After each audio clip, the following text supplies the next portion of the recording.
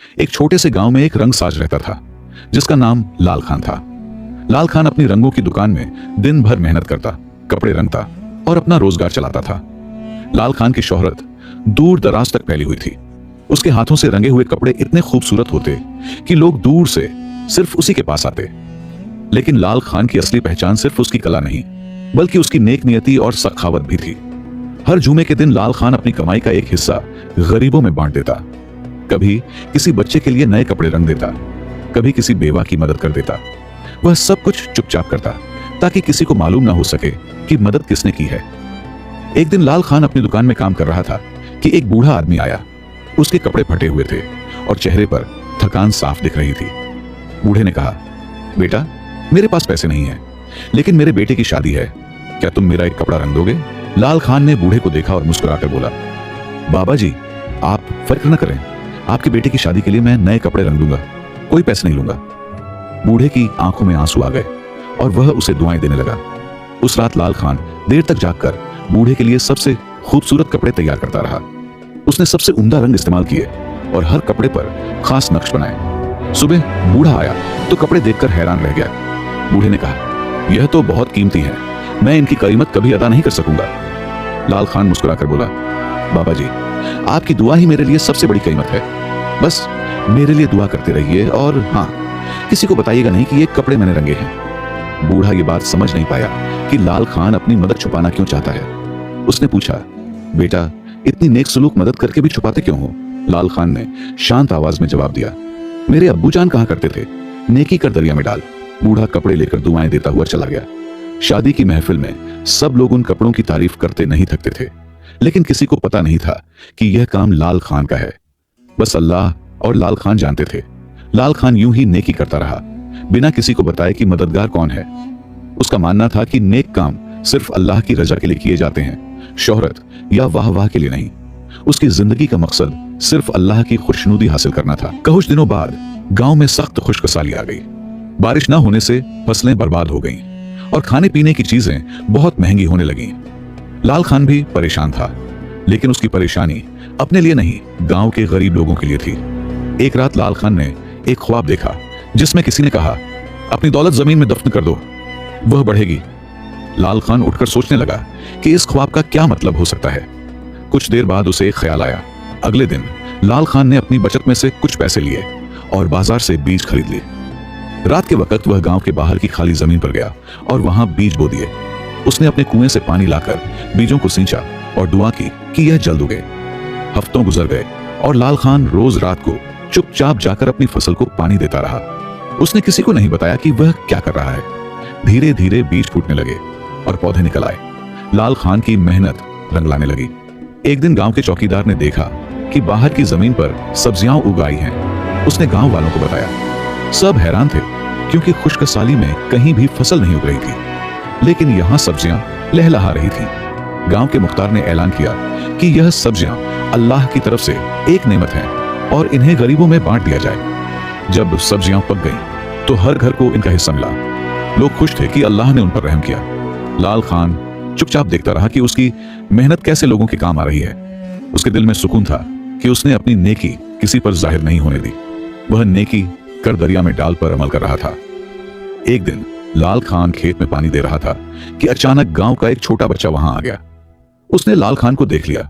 बच्चा भागकर गांव गया और सबको बता दिया कि लाल खान ही रात को सब्जियां उगाने वाला है। अगले दिन गांव वाले लाल खान के पास आए। मुख्तार ने पूछा, तुमने बताया क्यों नहीं कि यह सब तुम्हारा काम है? लाल खान ने सर झुकाकर कहा, मैंने यह अल्लाह की रजा के लिए किया है, न कि शोहरत के लिए। मुख्तार और पूरा गांव लाल खान की सादगी और नेकी पर हैरान था। उन्होंने लाल खान को गले लगाया और कहा, तुमने हमें सिखाया है कि नेकी करना ही काफी नहीं, बल्कि नेकी करने का तरीका भी अहम होता है।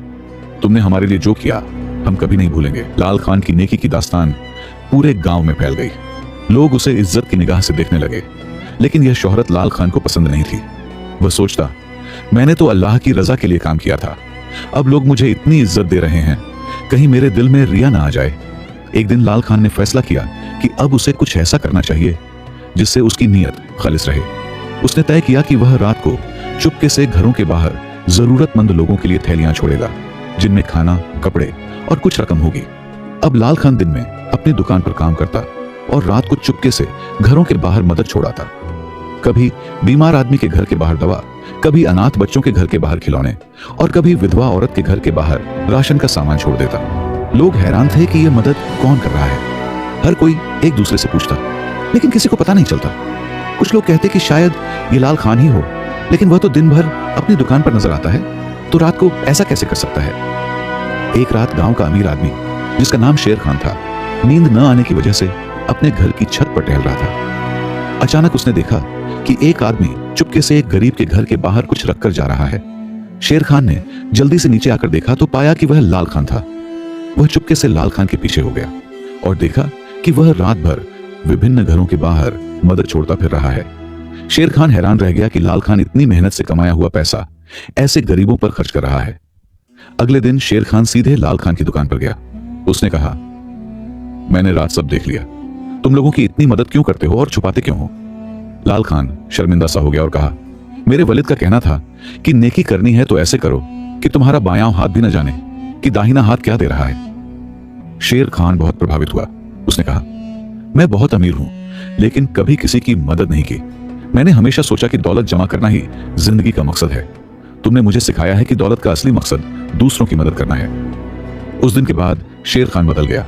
उसने लाल खान से हाथ मिलाया और कहा, आज से हम दोनों मिलकर गांव के लोगों की मदद करेंगे, लेकिन ऐसे कि किसी को पता न चले। लाल खान खुश हुआ।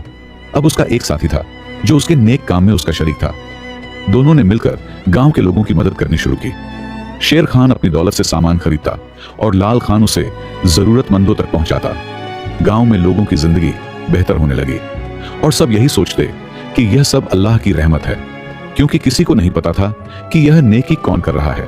महीने गुजरते गए और लाल खान और शेर खान की दोस्ती गहरी होती गई। दोनों मिलकर चुपचाप नेक काम करते, किसी को पता नहीं चलता।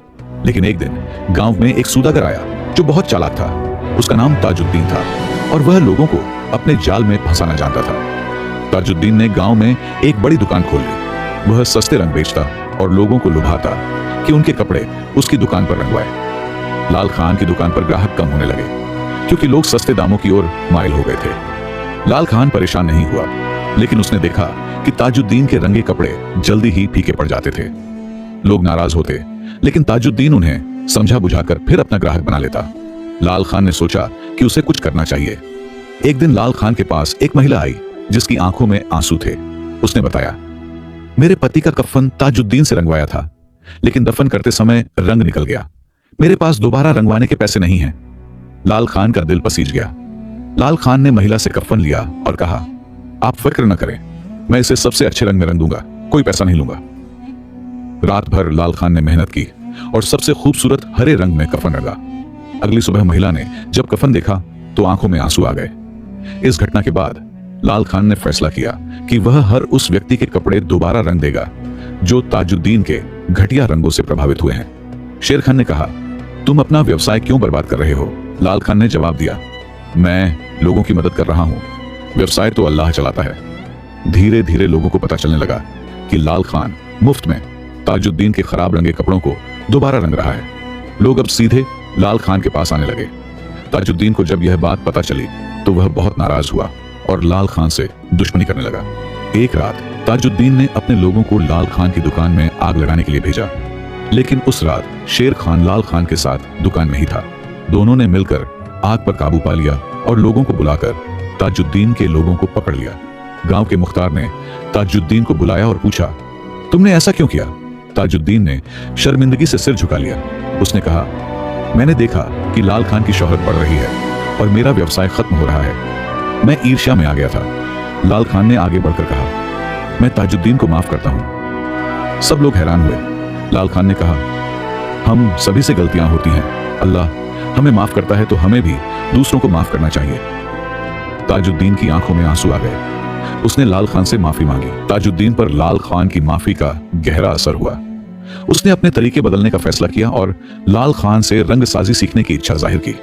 लाल खान ने खुशी से स्वीकार कर लिया। दोनों ने मिलकर काम करना शुरू किया। लाल खान पूरी सच्चाई से ताजुद्दीन को अपने हुनर की बारीकियां सिखाने लगा। गांव में एक नई खबर आई कि बादशाह का काफिला आने वाला है। बादशाह की बेटी की शादी है और वह सबसे अच्छा रंगसाज तलाश रहा है। जो शाही कपड़े रंग सके। यह खबर सुनकर गांव वालों ने तुरंत लाल खान का नाम सुझाया। बादशाह का मंत्री गांव में आया और लाल खान की दुकान पर पहुंचा। उसने कहा, हमें सुना है कि आप बहुत माहिर रंगसाज हैं। बादशाह आपको दरबार में बुलाते हैं ताकि आप शहजादी के जेवरात और कपड़े रंग सकें। लाल खान हैरान रह गया। यह उसके लिए बहुत बड़ा मौका था। लाल खान ने मंत्री से कहा, मैं एक गरीब रंगसाज हूं, मैं बादशाह के दरबार में कैसे जा सकता हूं? मंत्री ने जवाब दिया, आपकी शोहरत दूर दूर तक है, बादशाह ने खास तौर पर आपको बुलाया है। लाल खान ने अल्लाह का शुक्र अदा किया। लाल खान दरबार जाने की तैयारी करने लगा। ताजुद्दीन ने कहा, मैं भी आपके साथ जाऊंगा, आपकी मदद करूंगा। शेर खान ने भी साथ चलने का फैसला किया। तीनों दोस्त दरबार के लिए रवाना हुए। उनके दिल में खुशी और डर दोनों थे। दरबार में पहुंचकर लाल खान को बादशाह के सामने पेश किया गया। बादशाह ने कहा, मुझे बताया गया है कि तुम बहुत अच्छे रंगसाज हो।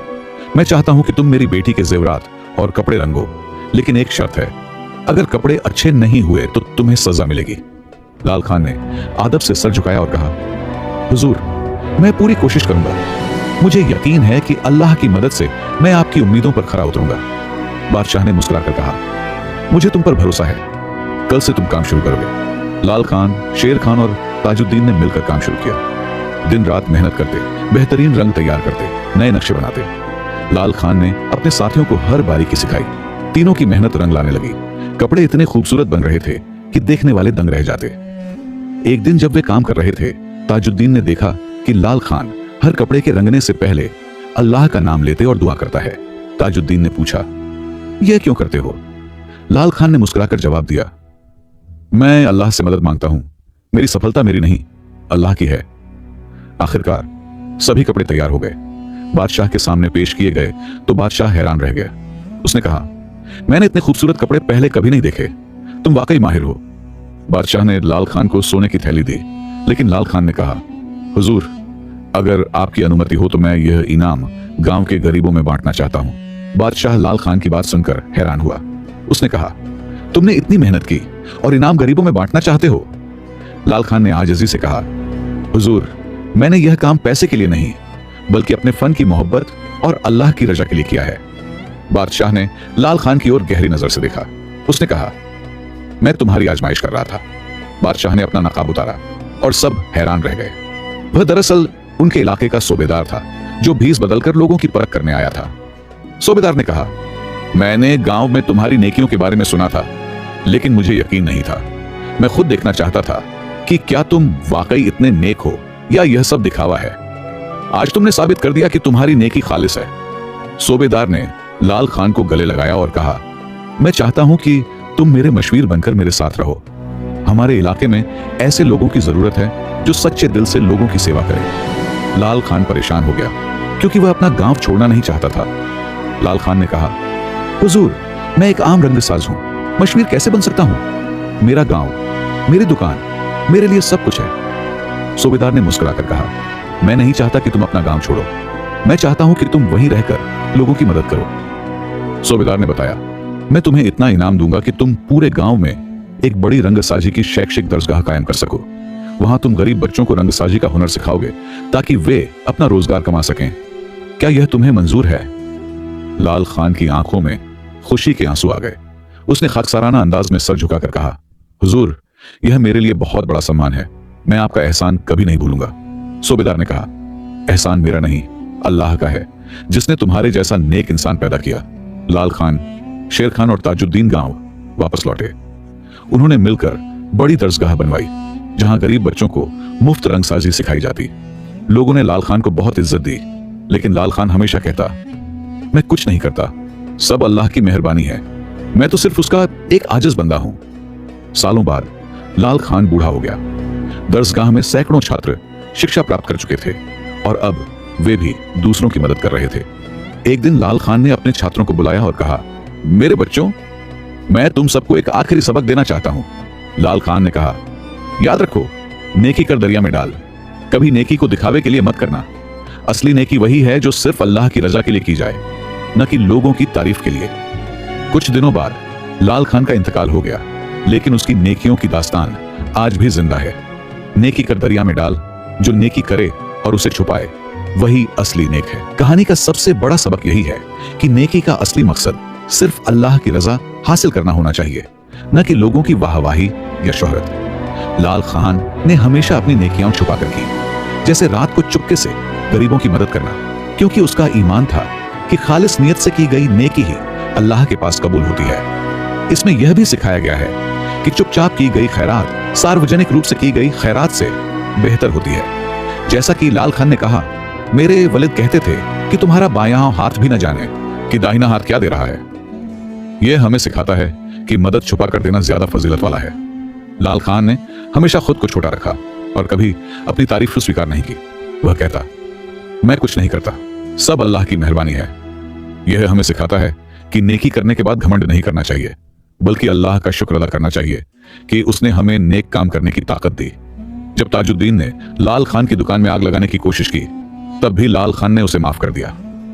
यह सिखाता है कि माफ करना एक बड़ी फजीलत है और यह दुश्मनों को भी दोस्तों में बदल सकता है। कहानी यह दिखाती है कि एक इंसान की नेकी पूरे समाज को कैसे बदल सकती है। लाल खान की नेकियों से न केवल शेर खान और ताजुद्दीन प्रभावित हुए, बल्कि सूबेदार भी प्रभावित हुआ और आखिर में पूरा गांव नेकियों से भर गया। यह हमें सिखाता है कि अच्छाई फैलाना हर व्यक्ति की जिम्मेदारी है। लाल खान ने कभी दुनियावी इनाम या तारीफ की इच्छा नहीं की, बल्कि हमेशा आखिरी जिंदगी की निहायत अच्छाइयों की चाह में रहा। बादशाह का इनाम भी उसने गरीबों में बांट दिया। यह सिखाता है कि दुनिया फानी है और हमें आखिरत के लिए नेक काम करने चाहिए। आजमाइश के वक्त भी लाल खान ने अपने सिद्धांतों पर कायम रहकर दिखाया कि चाहे ताजुद्दीन विरोध करे या बादशाह का इनाम सामने हो, उसने अपने नेक काम में कोई समझौता नहीं किया। यह सिखाता है कि हमें हर हालत में अपने नैतिक सिद्धांतों पर कायम रहना चाहिए। अंत में लाल खान ने अपने ज्ञान और हुनर को दूसरों तक पहुंचाया। यह सिखाता है कि ज्ञान और हुनर फैलाना भी एक बड़ी नेकी है, क्योंकि इससे दूसरे लोग भी अपना रोजगार कमा सकते हैं और अपनी जिंदगी सुधार सकते हैं।